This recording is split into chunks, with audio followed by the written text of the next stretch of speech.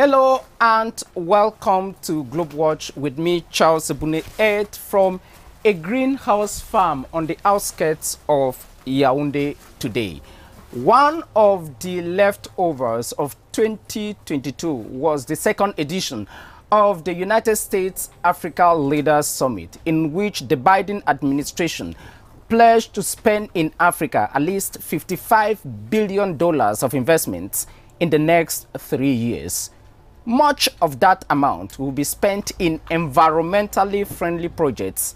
For example, the one in which I am found in today. That is a greenhouse farm which combats climate change, produces food for the African population of at least 1.3 billion people, and of course, generate income to the business owners and why not jobs to those employed in it.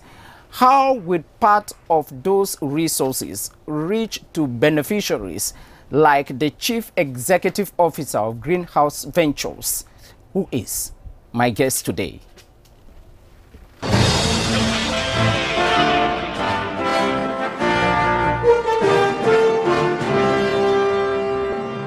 Roland Fomundam, welcome to Globewatch and Happy New Year 2023. Thank you, Charles Ebune. Thanks for having me, and Happy New Year to you as well. Well, I just wonder how a young boy, roughly 10 years now, finished his studies in the United States of America, returned to Cameroon to start doing agriculture. It is all about changing the wheels of time. It is all about changing the status quo. It is all about bringing about innovations in places where innovations have been absent. It is all about doing things differently. It is all about sustainable development. You see, many of us who had the opportunity to travel abroad for studies focused on offices, engineering, doctors, pilots, and all of that. But we forgot the fundamental things of life, which is agriculture. Today, agriculture in Africa as a whole has a very huge potential to bring about a mass developmental aspect. But it is missing. We've allowed agricultural development in the hands of foreigners who do not even understand our own very terrain. So it is very important that some of us who've had the exposure to had to study abroad can come back with innovative and technological solutions to ameliorate whatever we left behind.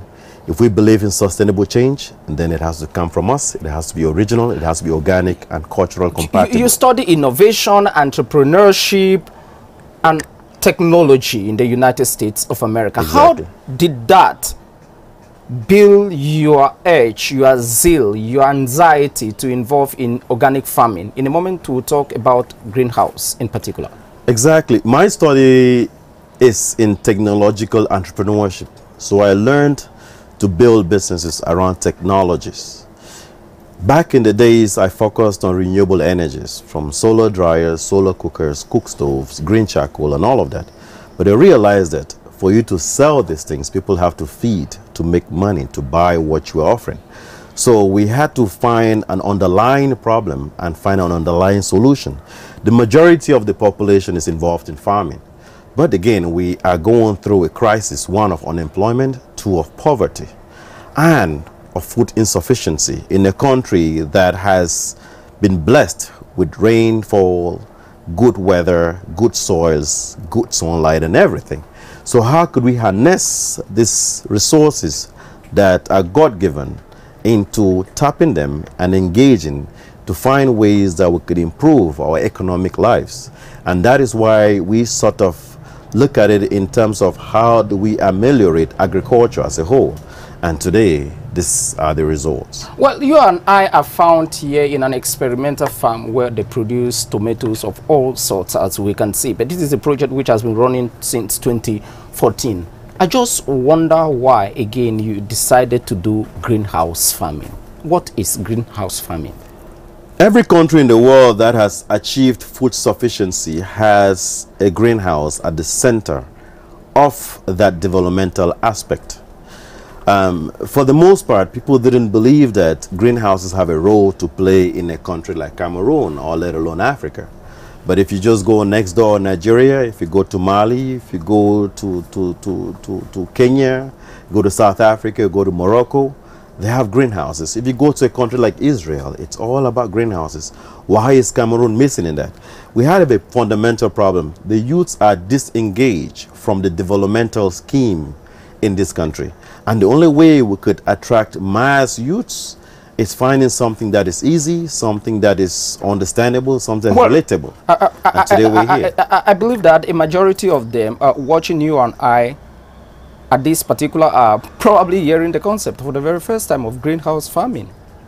It is very true. We have been going through a lot of research and innovation since 2014.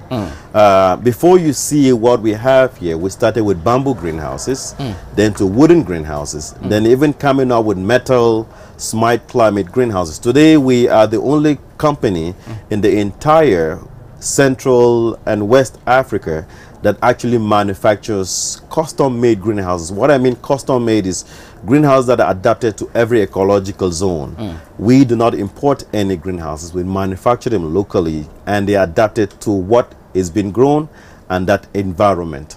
So it is very important the level at which we have been able to come up with different innovations over time. You heard me say that imported food in Africa costs the continent roughly $35 billion yearly. Why did you decide on tomatoes, strawberries, and other crops? So one day I walked into a supermarket and I found that they were selling imported tomatoes at 9,000 francs a kilogram. And it really bothered me. It bothered me greatly. Cameroon is the second largest producer of tomatoes in sub-Saharan Africa. And how does it make any sense to anybody watching us right now that we still import tomatoes? And to me, it didn't make any sense. But when I realized that this imported tomatoes in supermarkets, they were grown in greenhouses. And I said, but if we can grow the same tomatoes in the same greenhouses, and even at better quality because we grow them organic, and they have an extended shelf life than imported products, why can we not do that?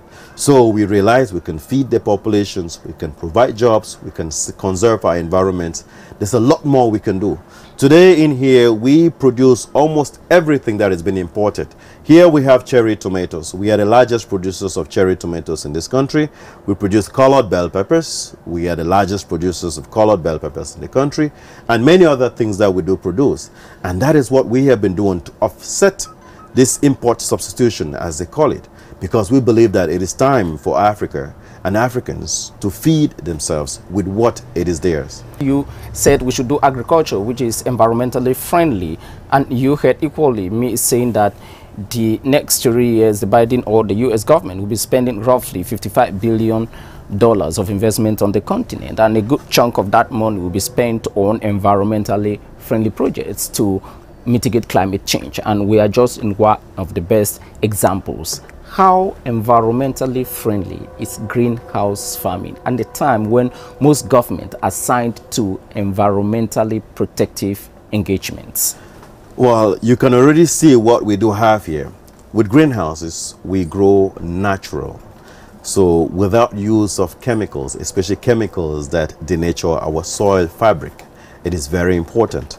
We're able to produce a large amount of food on very small space compared to outdoor farming. Like you see what we have here. This greenhouse will be coming out with at least 3 tons of produce. This measures only about 120 square meters.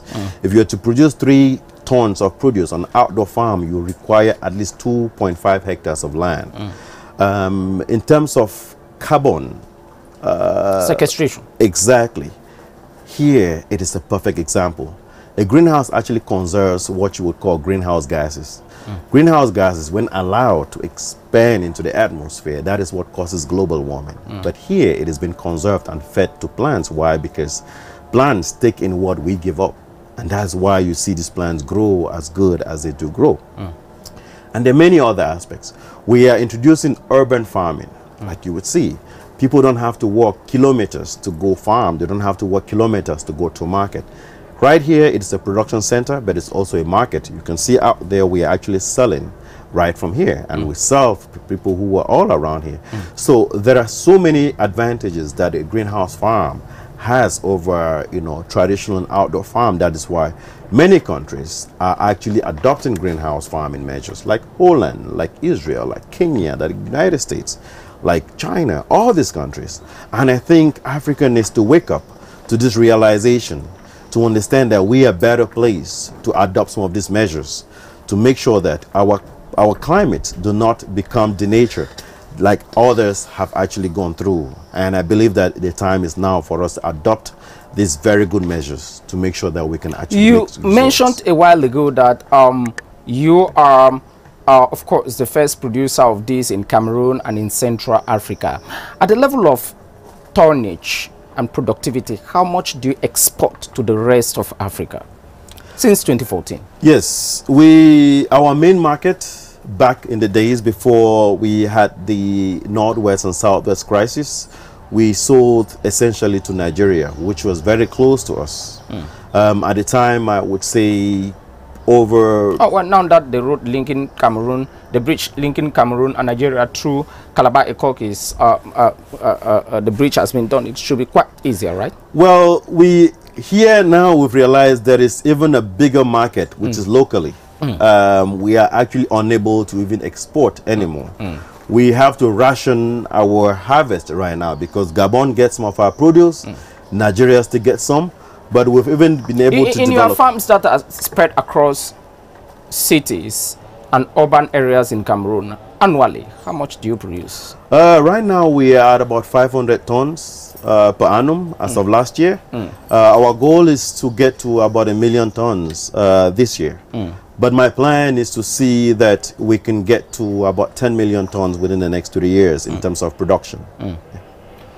Well, I do not want to venture to ask how much you make out of that. Probably you will tell me that you are not a civil servant to tell me to tell me that you don't have a constitutional and legal obligation to tell me the cash you get out of that. But I just wonder the process of doing all of this. How do you start in nursery to raise them up to this level where they are? Yes, first it starts with a site study.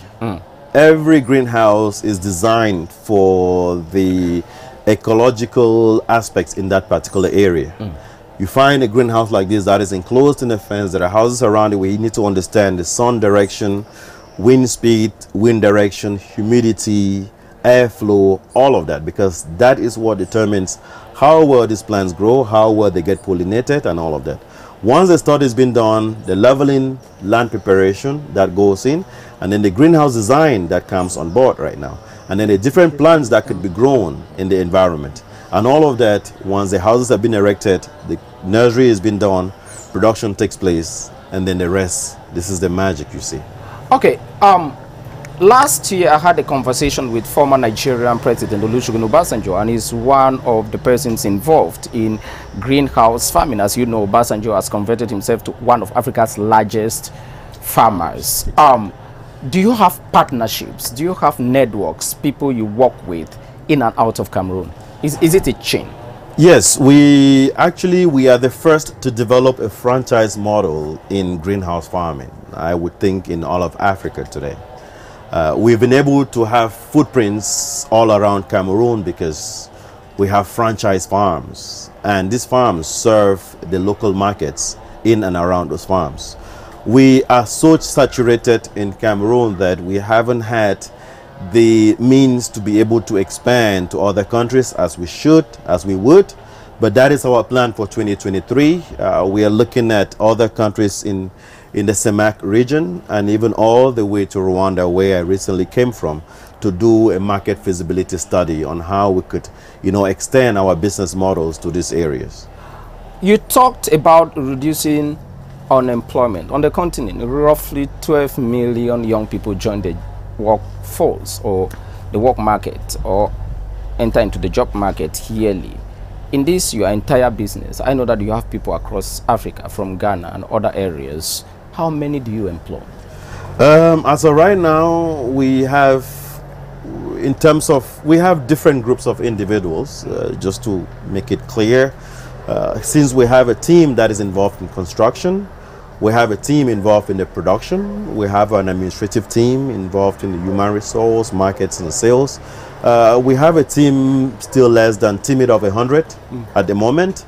But we also engage a lot of students, a lot of interns, a lot of part-timers, and that number fluctuates based on the work we have to do, the environment where we're working at, and the demand that is actually been posed on us at that particular point in time. The challenge also has been, how do you attract, how do you retain, and how do you manage that outflow? There are still a lot of challenges that we face in terms of the challenges that come with growth, and we are working on that daily to make sure that we can grow exponentially but very sustainably. In a moment we'll talk about challenges, but first let's talk about funding. This is a huge project, and I understand that at one moment, like you said, you were involved in energy projects, but now you are settled on greenhouse farming. How do you finance your business? Funding has been, like the French would say, fonds propres. And we had to get on that because all along we have been in innovation and research.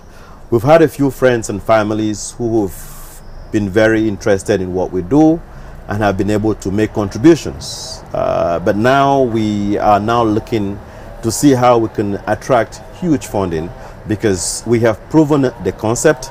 We have been able to multiply it. We've tested in almost 6 regions out of the country. And I believe now is a time where we can attract very huge funding for mass expansion projects. Well, the government in Cameroon in particular is talking about a lot of import substitution policy, and this is just a clear example. You just said that the funding is from your personal resources and what you have. I just want to be sure, Mr. B, the president, ordered that all those involved in the private sector, just like in the private sector, who have had money from chapters 65, 57, and 94 of the public investment budget should be audited. I'm sure you are not part of that. No, not yet. I haven't. I would have loved to have been benefited or a beneficiary of one of these funds, but not yet.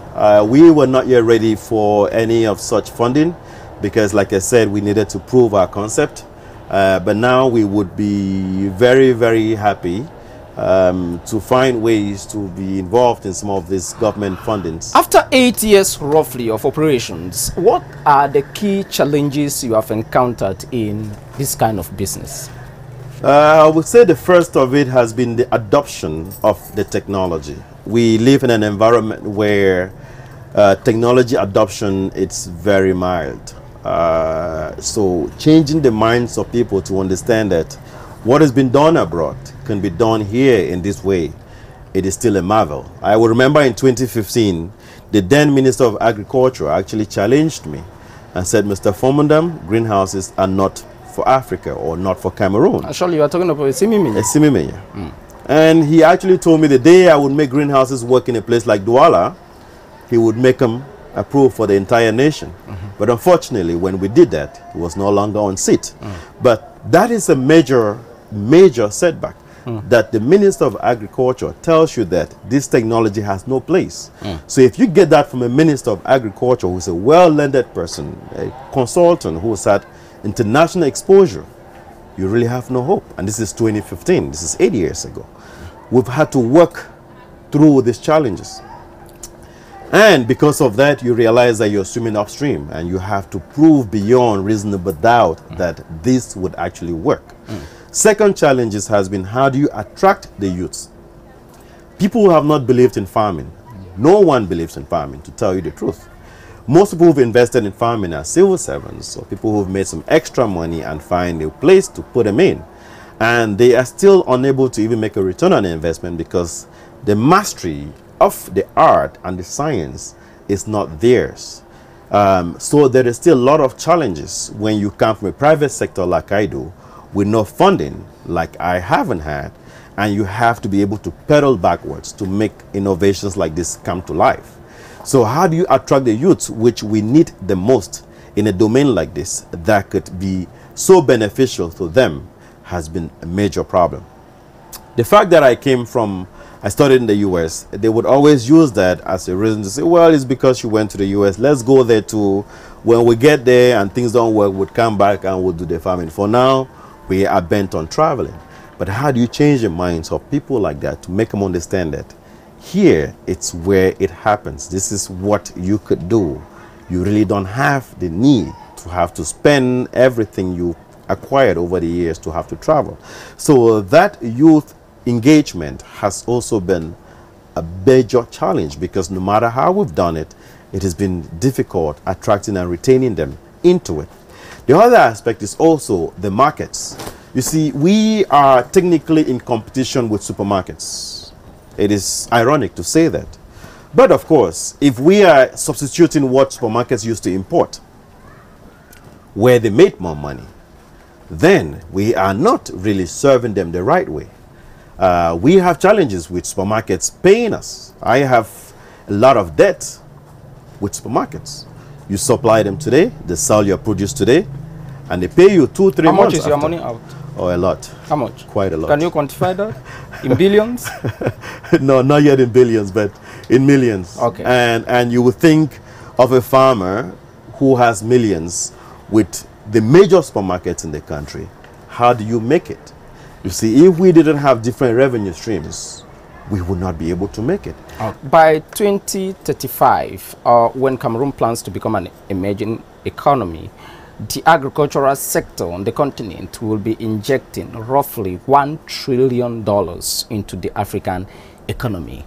How much of a blessing is the African Continental Free Trade Area to a business like yours?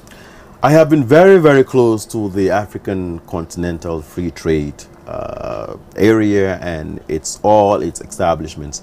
And I believe it is such a blessing, because we have to get to the point where we look at Africa as a country. You know, we used to laugh at the white man's calling Africa a country, but we need to see that as some sort of a blessing. America is a country, it's an entire continent. Asia is a country, it's an entire continent. Africa is the only continent that has been split up. And those splits up actually affects how we are able to move goods and services in and around us. I believe that by the time we are able to minimize some of these barriers of trade, it would go a long way to open up markets and even opportunities and innovations. You see, Kenya today is the 4th largest producer of flowers in the world and the largest in Africa. Why are other African countries not benefiting from that trade aspects? Obasanjo in Nigeria has over 64 hectares of greenhouses. I mean hectares of greenhouses. Why is Cameroon, which is the nearest neighbor, not benefiting from that? Go to Mali. What is it that other African countries are doing that other African countries cannot copy? Why do we expect that you need to go abroad to see these things? They're happening in many other countries. Go to Rwanda. They just came out of a crisis, but look at where they are today. How can we not replicate some of these things that have proven to work? I think that the African continental trade could really work to normalize some of the policies that actually affect intertrade between the countries. Have you tried to establish, to get certifications for your products to be marketed across the board? We are working on that. We are certainly working on that. Like I said, we've been going through a lot of innovation and research, and we are at the point where we now have a proof of concept. We are working on that. The major challenge, I will tell you, which is a good blessing, is the fact that we have more demand than we can supply today. I have excessive demand. I am unable to meet up even 20% of the demand that I have right now. Every time that we try to meet it up, the demand actually goes up.